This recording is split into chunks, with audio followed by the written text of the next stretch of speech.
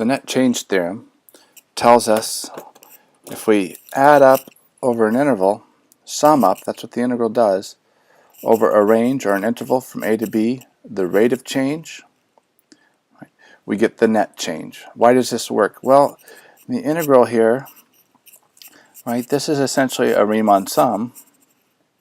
And what we're doing here is we're adding up the rate of change over a bunch of subintervals. What is the rate of change? It's delta y over delta x, the change in y divided by the change of x. dx here represents delta x. Those cancel, and we're left with the sum of the small changes in y over the subintervals. And so we get the total change in y, or the net change in y.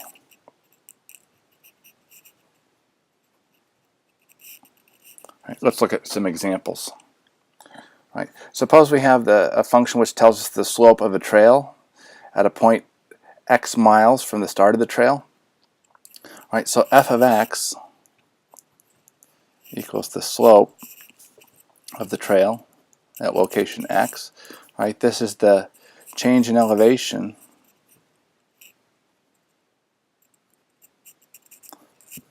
over the change in horizontal distance.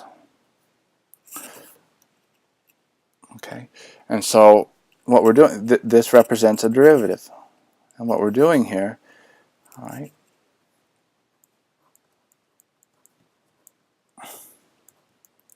this is the rate of change of slope, rate of change of elevation per unit distance times little bits of distance, and what we're left with is the net change in elevation. So this is equals the net change in elevation, and that's over the interval from 3 to 5. So this is the elevation at time 5, or at location 5, minus the elevation at x equals 3. So as we go 2 miles along the trail from mile 3 to mile 5, what is the change in elevation?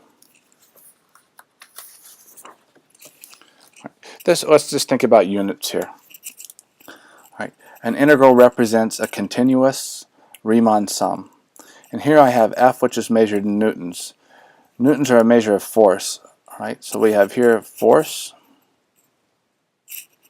in newtons, at location x, and dx here, this is delta x, is distance in meters, or the change in distance in meters. So we have newtons times meters, and we're going to add those up. So the resulting units will be Newton meters, or sometimes that's just N.m. There's another name for that, a Newton meter. It's called a joule. So here we're measuring in units of joules, and joules are a unit of, in physics, of work. So what we're doing here is adding up force times distance, and force times distance is what is defined in physics as being the work, or the work done by a force. Here's a net change problem. We have water flowing from the bottom of a storage tank, and we know the rate of change of the volume, in the tank. And I want to find out how much total amount of water flows from the tank in the first 10 minutes. So the net change from t equals 0 to t equals 10 will be the integral of the rate of change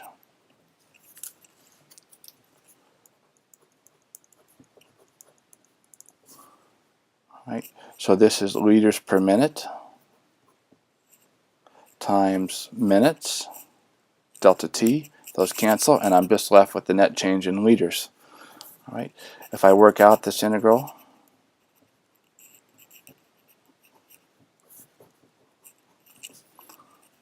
take the antiderivative, so we're going to use the fundamental theorem of calculus.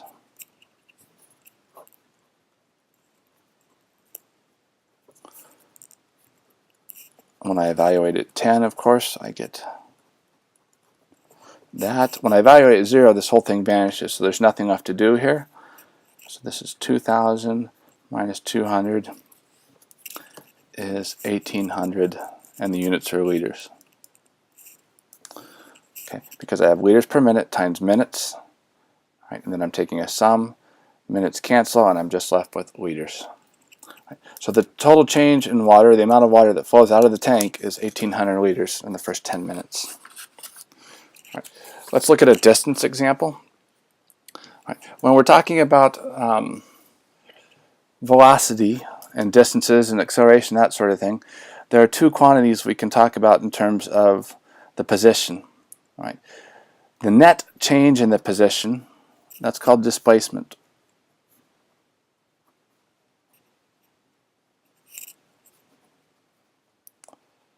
Okay. There's a difference between distance traveled and displacement.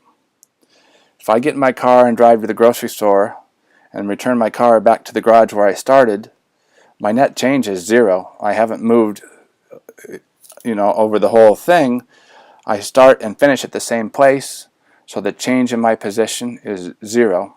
However, I might have driven a total distance of 10 miles, 5 miles each direction to the store.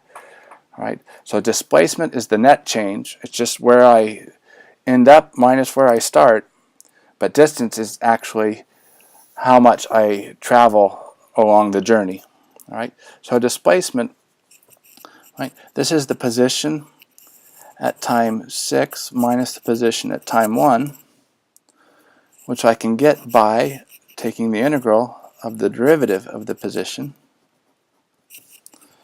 which is of course the velocity,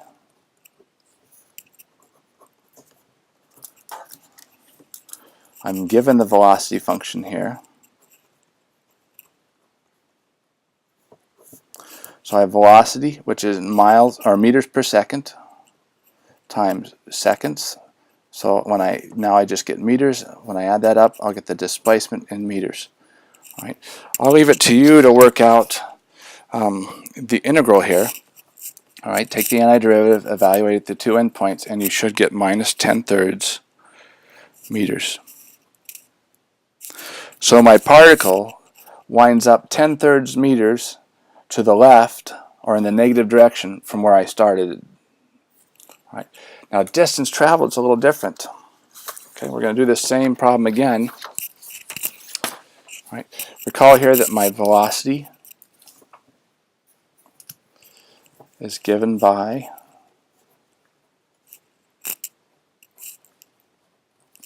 and we're interested in figuring out over the interval from t equals 1 to 6 exactly how far we travel. All right, this is different than displacement. This is the reading on the odometer in the car when I've returned at the end of my trip. All right, so it's going to work almost the same way. Oops, I want to go from 1 to 6 here. Except what I want is not velocity. I want the speed, which is the absolute value of velocity, times distance. Right. So now we have here, this is always positive, meters per second times little subintervals of length delta t. And those are measured in seconds. And again, I get meters. But because now I'm keeping track of what's on the odometer by keeping everything positive, all right, I'm going to get the total distance traveled. So how do I do an integral with absolute value in it? All right. Well, the absolute value, right, let's look at this guy. I can factor it as t minus 4 times t plus 2. That means if I were to sketch the speed, which is the absolute value of this, right, here's the velocity function. But the absolute value means I have to take and turn over this middle bit here. So here's the speed function. Right. Now, of course, we're working on the interval from 1 to 6. All right. So we're going to have to do this in 2 bits because things are piecewise here. We're going to go from 1 to 4, and there we have to put in a minus sign. All right.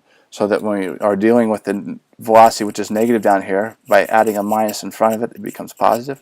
Over here, the velocity is already positive. So I'm going to split this integral into 2 bits, from 1 to 4.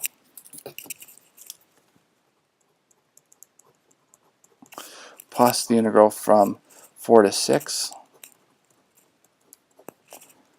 Really, this is just a property of integral. So far, I haven't really changed anything. All right. But now, from 1 to 4, if I want to remove the absolute value signs here, I need minus v of t, plus the integral from 4 to 6 of v of t. All right. Now, from 1 to 4, we're using the negative velocity. So if the velocity was negative to begin with, and I put a minus sign in front of it, now it's positive.